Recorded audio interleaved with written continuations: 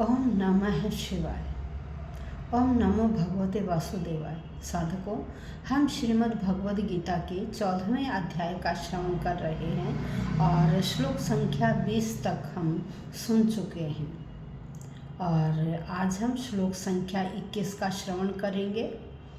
देखिए, श्लोक संख्या 20 में भगवान बता रहे हैं कि जो व्यक्ति प्रकृति के तीनों गुणों को लांघ लेता है, उनको पार कर लेता है, उन तीनों गुणों से परे हो जाता है, वह तीन गुण कौन कौन से हैं? सत्व, रजस और तमस। सत्व प्रकाशक गुण है और रजस चंचल है और तमस क्या है? अंधकार। जिन व्यक्तियों का स्वभाव बहुत परोपकारी होता है वह व्यक्ति सात्विक प्रकृति के होते हैं और जिनका स्वभाव बहुत चंचल होता है, उन्हें शांति नहीं मिलती, कभी एक काम कभी दूसरा काम, कभी इधर कभी उधर, तो उनका स्वभाव बड़ा चंचल होता है। और तीसरा स्वभाव होता है तामसी प्रवृत्ति, आलसी प्रवृत्ति के आदमी जो अंधकारमय जीवन जीते हैं, ऐसी तामसी प्रवृत्ति के आदमी तीसरे प्रकार के होते हैं। तो जब व्यक्ति इन तीनों गुणों को लांघ लेता है तो वह अपने जीवन में मृत्यु, बुढ़ापा आदि इन सब कष्टों से वह मुक्त हो जाता है और इसी जीवन में वह अमृतत्व की प्राप्ति करता है, ऐसा भगवान कह रहे हैं। अब श्री कृष्ण के द्वारा बताई गई बातें अर्जुन ने बड़े ध्यान से सुनी।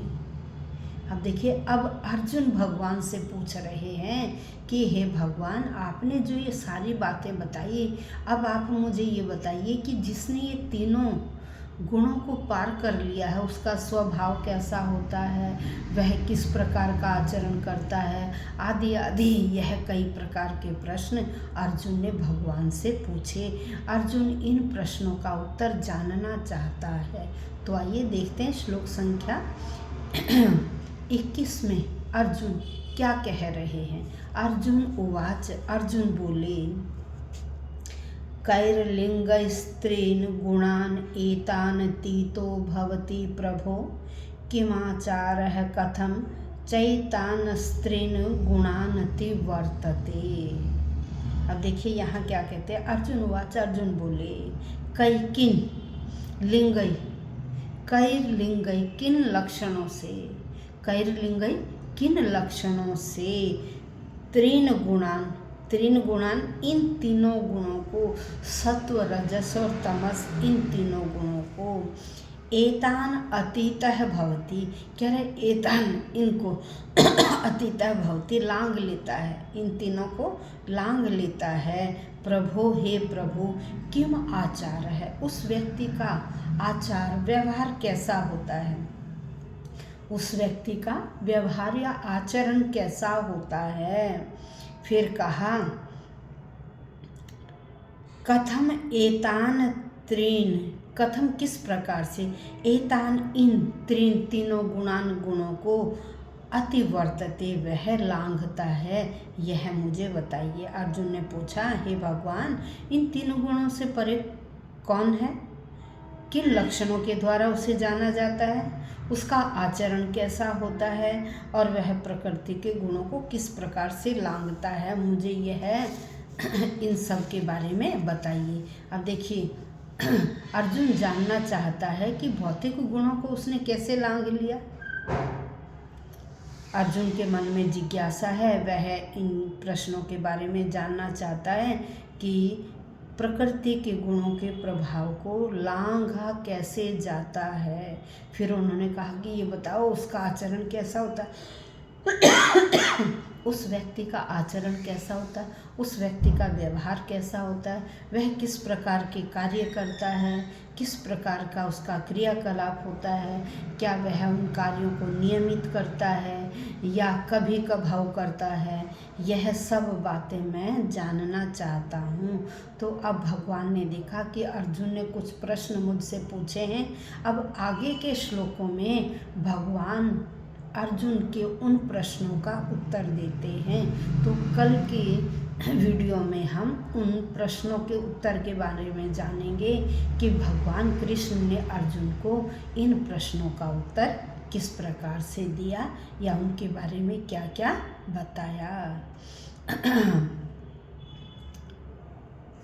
तो श्लोक संख्या 22 में देखिए क्या है। प्रकाशम च प्रवृत्तिम च मोहमेव च पांडव न द्वेष्टि समप्रवृत्तानि न निवृत्तानि कांक्षति। अब यहाँ भगवान कहते हैं प्रकाशम, प्रकाश, प्रवृत्तिम आसक्ति, कहते प्रकाश, प्रकाश प्रकट रूप, प्रवृत्तिम आसक्ति, तथा वैसे ही मोहमेव, मोह, कौन कौन सी 3 चीज़ें बताई, कह रहे प्रकाश, फिर कहा प्रवृत्ति, आसक्ति, किसी भी चीज़ में आसक्ति, फिर कह रहे वैसे ही मोहमेव, मोह, पांडव हे पांडव, न द्वेष्टि, न द्वेष्टि, घृणा नहीं करनी चाहिए। क्या कहा कि वह घृणा नहीं करता है किसी से भी, किसी से ईर्ष्या नहीं करता है, न निवृत्तानि, और न ही विकास के रुकने पर, जब किसी काम कोई कार्य रुक जाता है, कांक्षति, वह उसकी इच्छा नहीं करता, विकास के रुकने पर इच्छा नहीं करता है। एक लक्षण क्या बताया कि वह प्रकाश, आसक्ति और मोह के उपस्थित होने पर न तो उनसे घृणा करता है और न ही क्या हुआ, रुक जाने पर, उसके खत्म हो जाने पर उसकी इच्छा करता है। यह एक गुण श्री कृष्ण भगवान ने अर्जुन को बताया। अब इससे आगे का नेक्स्ट जो श्लोक है उनमें करेंगे। तो देखिए प्रतिदिन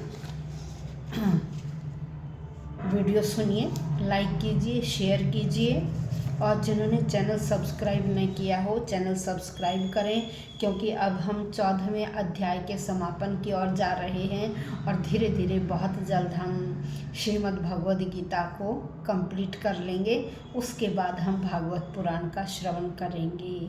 तो प्रतिदिन सुनिएगा, मैं एक दिन छोड़कर एक दिन इसकी वीडियो डालती हूँ। अब कई दिनों से 10-12 दिन में केवल 2 ही श्लोक डाले गए हैं, इसलिए प्रतिदिन आप इसे सुनिए। जितने पीछे के श्लोक हैं, आप जितनी बार भी श्रीमद् भगवद गीता का श्रवण करेंगे तो आपको देखिए एक अद्वितीय आनंद की प्राप्ति होगी और आपका ज्ञान दिनों दिन बढ़ता चला जाएगा।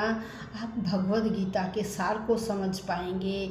यह ऐसा ग्रंथ है जो आज के समय पर भी बिल्कुल सटीक उतरता है, इसलिए इसके माध्यम से हम अपने बच्चों को भी शिक्षा दे सकते हैं कि यदि आपकी कोई समस्या है, कोई ऐसा प्रश्न है जिसके बारे में आप जानना चाहते हैं, तो आप अपने बच्चों के जो उनकी प्रॉब्लम्स हैं उनको दूर कीजिए, ताकि जो समस्या है उनका समाधान हो सके और बच्चे आगे से आगे ज्ञान ग्रहण कर सकें। तो ऐसे हम सबकी कामना होनी चाहिए, हमारे बच्चे आगे से आगे बढ़ें। यदि उनकी कोई समस्या है तो जो हम पेरेंट्स हैं अपने बच्चों की समस्याओं को दूर कर सकें और उनको आगे जीवन में बढ़ने के लिए प्रेरित कर सकें। कोई भी समस्या है उसका समाधान अवश्य निकालिएगा ताकि बच्चा आगे से आगे बढ़ सके। तो आज का जो हमने श्लोक संख्या 21 और 22 के बारे में श्रवण किया, अब कल हम इससे आगे का श्रवण करेंगे। तो कमेंट बॉक्स में अवश्य लिखिएगा ओम नमो भगवते वासुदेवाय। इस बहाने हम भगवान का एक नाम प्रतिदिन अवश्य ले पाएंगे। जो भी आपके इष्ट देव हैं आप उनका लिख सकते हैं, कोई भी जो इष्ट देव है उसका नाम लिखकर नमः लिख दीजिए, उसमें चतुर्थी लगा दीजिए। धन्यवाद।